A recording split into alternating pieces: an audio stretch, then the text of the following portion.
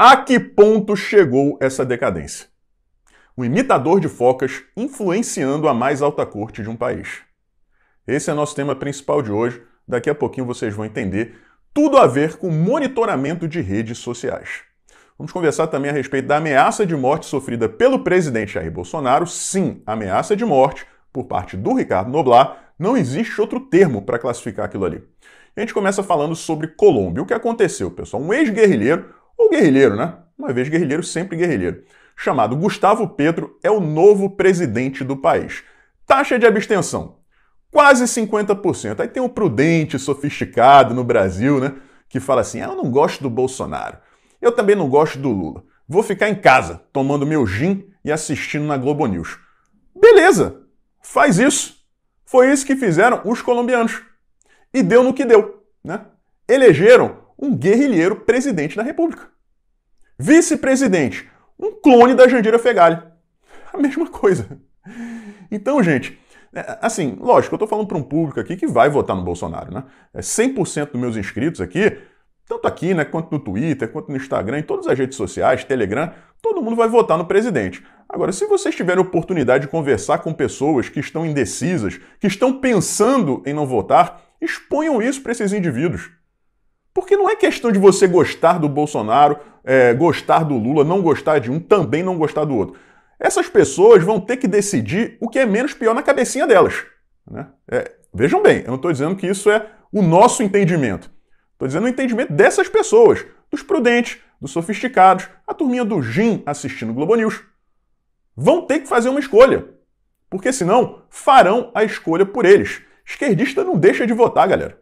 O cara pode morar no meio da mata, pode ter que andar de barco durante 10 horas num rio inóspito, lá remando sozinho no meio da noite, depois andar mais 5, 6 horas, chegar todo maltrapilho na sessão, mas ele vai votar.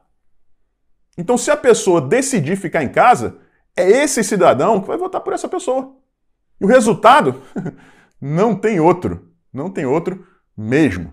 A gente vê que no Brasil é coisa diferente. O outro candidato lá da Colômbia era de centro, né? A gente vê que meio que na prática é quase a mesma coisa. Só que a esquerda latino-americana, pessoal, chegou num ponto de radicalismo, né, que a coisa está muito grave. Então, esse cara só conseguiu esse espaço, só conseguiu chegar onde chegou por conta dessa comunhão que existe entre o Foro de São Paulo, né, e esses países. O Foro de São Paulo em si, né, que apoia, por exemplo, as Farc. As Farc. Tenham noção disso. O atual presidente da Colômbia é um simpatizante das Farc. Só isso. Imagine o que vai acontecer com o tráfico de drogas na América Latina a partir de agora. Se já fluía também, imagine agora. Quem é Ricardo Noblat? Um jornalista militante de extrema esquerda. Tem uma foto que circula na internet que muita gente pensa que é o Marco Aurélio Melo, né? Todo orgulhoso ali ao lado do Fidel Castro. Não, aquele ali é o Ricardo Noblat. É ele mesmo.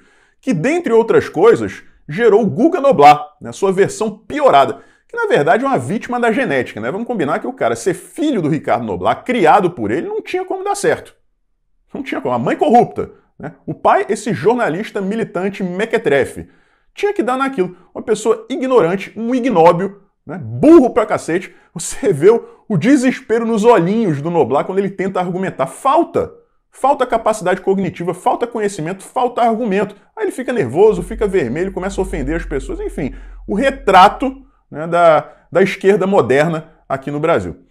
E o Ricardo Noblat, tá aí a postagem, deu um retweet, né, numa postagem do filho dele, que tinha dito que o Bolsonaro gostava de dar tiro no pé, e disse que o próximo seria no peito. Tá? Isso pra mim é ameaça, pessoal. Isso pra mim é ameaça. Semana passada, eu mostrei aqui pra vocês no vídeo de sábado pela manhã, o Randolph Rodrigues, né, postando uma foto, um desenho, né, do Bolsonaro com a faixa presidencial, a mão ensanguentada em cima do peito, o mesmo peito que o Ricardo Noblat diz agora que vai tomar um tiro, né?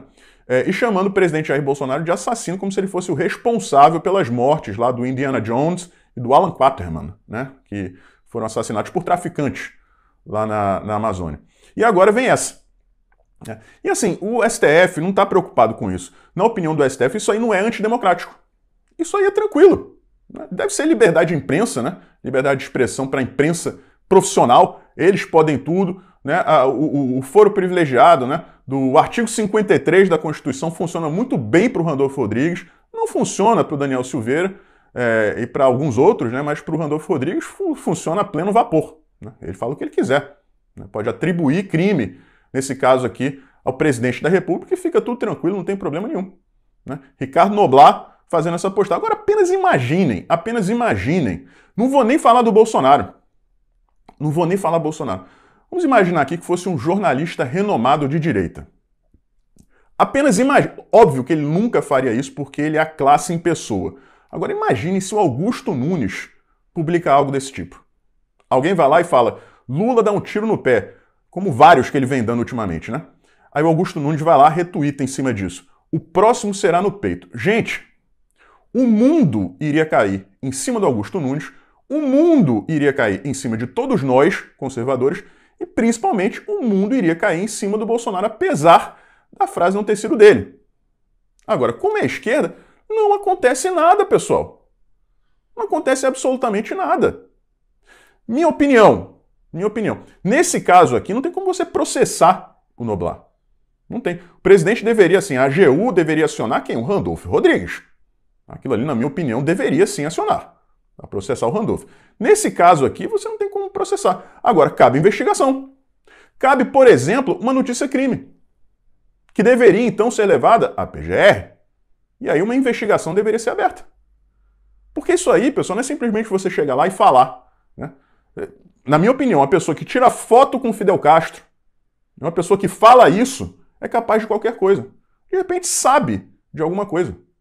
A gente está vendo essa movimentação, acabei de falar a respeito da Colômbia, a gente está vendo essa movimentação da extrema-esquerda na América Latina inteira. Vocês sabem o que aconteceu na Bolívia, a ex-presidente foi presa acusada de quê? Atos antidemocráticos. Por quem? Pelo Evo Morales. O desespero está assim, pessoal. O Brasil é a última fronteira contra o Foro de São Paulo na América Latina.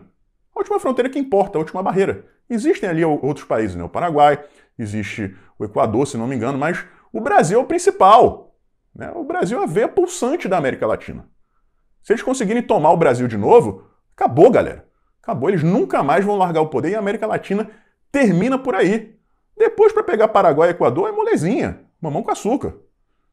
Então, gente, algo tem que ser feito, repito aqui, notícia crime contra o Noblat, teria que se explicar, né? E eu acho que a partir de agora, né, chegando aí a eleição, todo mundo, né, que, por exemplo, atribuir crimes ao presidente Jair Bolsonaro tem que ser processado. Ah, não vai dar em nada, não interessa. É uma perturbação, eu sou uma pessoa que já foi processada várias vezes, tá? Tenho várias novidades para falar com vocês, todas boas a respeito desses processos. Por enquanto eu não posso falar, né? Porque quando dá errado, a imprensa vai lá e divulga, né? Mas quando dá errado para eles não falam nada. Mas calma aí, vou explicar para vocês em breve, assim que eu for autorizado pelos meus advogados, tá? Mas tem que processar porque perturba, pessoal. Você tem que contratar advogado, né? Você tem que ir lá na vara prestar esclarecimentos. É uma preocupação a mais na tua vida. Então, tem que processar todo mundo, mas tem que processar mesmo, começando pelo Randolfo Rodrigues. Né? E tem que correr atrás aí de alguma coisa aí sobre o Ricardo Noblat, porque isso aí, galera, não adianta passar pano, não adianta fazer cafuné, né? Não adianta. Aquilo ali é uma ameaça de morte e precisa ser investigado. Chegamos então ao nosso tema principal de hoje, vou dar uma contextualizada aqui para vocês entenderem e depois eu explico o que está acontecendo, tá? Poucos dias atrás, o Gustavo Gaia publicou um vídeo mostrando uma apresentação, né? O nome do cara era Alberto Teixeira, tá lá no canal do Gaia, é só vocês darem uma conferida lá. Ele explicando como funcionava um software chamado Thors, que serve para monitorar redes sociais. Por exemplo, você vai lá e menciona o STF, é o nome de algum ministro da casa. Esse software capta essa menção, manda para um banco de dados, né? E depois essas menções são analisadas, tá? Isso aí, pessoal, assim, perdão para quem discordar de mim, mas isso aí tá um passo da ditadura. Tá um passo da ditadura. Você ser monitorado por mencionar um órgão, isso aí, gente, para quem acha isso aí normal, beleza, tá? Deve achar normal um monte de coisa louca, Golden Shower também, né? Guerrilheiro sendo eleito presidente. Né? Se você pensa dessa forma, realmente tá tudo tranquilo, não tem problema nenhum. Imagine se fosse o Bolsonaro. Imagine se Jair Bolsonaro contrata uma empresa para monitorar menções ao seu nome nas redes sociais. Aliás, é disso que acusam Carlos Bolsonaro, né? De ter um bunker dentro do Palácio do Planalto, né, com vários monitores, assim, tipo Batman, a Batcaverna, né? Monitorando as menções ao Jair Bolsonaro, ao pai dele, para depois agir. Pois bem, acuse-os de fazer o que você faz. Já apresentei aqui a vocês o Guilherme Felitti, né, que é aquele cara que confessou desenvolver robôs para monitorar canais conservadores no YouTube, e agora temos essa outra iniciativa aí, né? Funciona dessa forma. Falou do STF, falou de ministro do STF, o software captura isso aí, manda para um banco de dados, separa a menção positiva da menção negativa, e depois eles vão decidir quem merece ser punido, né, por menções negativas. Tá? E por que eu coloquei o Felipe Neto na capa desse vídeo? Galera, é o seguinte, quem aí tem Twitter? Vou propor aqui para vocês uma experiência científica. Experiência científica, só isso. Né? A gente sabe que o Felipe Neto tem lá seus laços com o STF através do Barroso, né? Já fizeram live juntos e tal. Na minha opinião, uma pessoa que manda todo mundo ficar em casa, vai jogar pelada de futebol, né? Uma pessoa que fica achincalhando o professor Olavo de Carvalho depois de morto, sem poder se defender, como o Felipe Neto fez esses dias, mentindo, dizendo que ele tinha morrido de Covid, né? Dentre vários outros absurdos cometidos por aquele calhorda canalha cafajeste. Né? É inaceitável que um ministro da Suprema Corte faça live com um cidadão tão baixo quanto aquele. Mas enfim, você tem Twitter? Você vai fazer o seguinte, você vai chegar lá e vai mencionar nominalmente o Felipe Neto. Faça alguma crítica, não precisa ofender, não precisa xingar, nada disso. Absolutamente nada disso. Por favor, tá? Não deem armas ao inimigo. Simplesmente critiquem. Algo no sentido, é um absurdo o Felipe Neto ficar atribuindo ao Covid a morte do professor Olavo de Carvalho. É um absurdo o Felipe Neto ficar ofendendo a memória de uma pessoa que não pode mais se defender. É um absurdo o Felipe Neto se comparar a um senhor de idade com comorbidades. É um absurdo uma pessoa que imita focas ter tanta influência no meio político. É muito esquisito o Felipe Neto ser um bonzinho no YouTube, no Twitter, ser essa pessoa tão esquisita, né? Algo desse... pode falar também do Neymar, né? Porra, que caído, né? O cara vai lá, tá passando dificuldade na Europa, o Neymar, que é bolsonarista, vai lá, ajuda o cara, e semanas depois ele tá lá chamando todo bolsonarista de... nem lembro do que foi que ele xingou, né? Então, façam essas menções e marquem no relógio de vocês quanto tempo demora para um perfil fake aparecer na sua postagem dizendo algo do tipo, nada a ver, isso aí é bobagem, não, isso aí já foi resolvido. Comentários assim meio inócuos, sabe, meio evasivos. É sempre assim, tá? E aí vocês vão conectar os pontos. Não posso chegar aqui e dizer para vocês, por mais que eu tenha 99% de certeza, só pode ser isso, né? Que o Felipe Neto usa exatamente o mesmo programa, né? O tal do Thors. Mas o efeito é o mesmo. A única diferença é que, de acordo com a apresentação, repito, do tal do Alberto, o STF não responde às postagens que contêm menção ao STF ou aos ministros. Simplesmente armazenam aquilo ali. Enquanto o Felipe Neto responde essas postagens. Né? Justamente a tal da Batcaverna que acusam o Carlos Bolsonaro de ter.